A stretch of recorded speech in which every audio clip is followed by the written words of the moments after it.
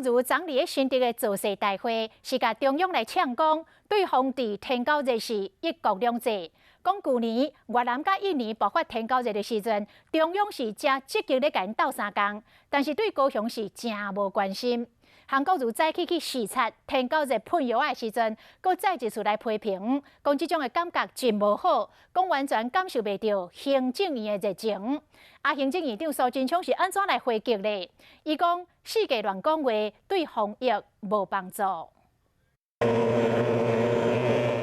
化兵全副武装，派器材喷药剂，一透早伫高雄天狗热疫情的热点全面消毒。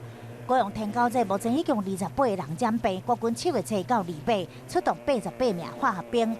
相对疫情上严重的三民区、甲凤山区，地毯式大规模的喷药啊！市长韩国瑜一透早就前往视察，伫造势大会上嘛批评民进党防疫是不一国两制。蔡英文政府的执政绝对不能够把台湾分成2个区块，自己同党民进党执政的，就是优秀的。特别照顾的，不是自己民进党执政的嘞，就特别不愿意去照顾，那这不就是一国两制吗？对着韩国瑜讲法，苏贞昌讲钱拢落来，佫无要来领，到处乱讲话。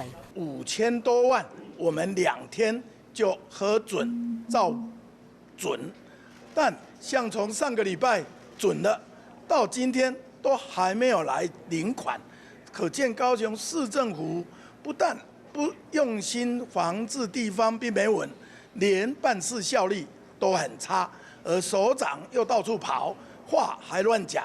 高雄市府国家行政院争论，但是高雄市民上关心的也是天狗热的疫情，什么时阵才会真做威胁？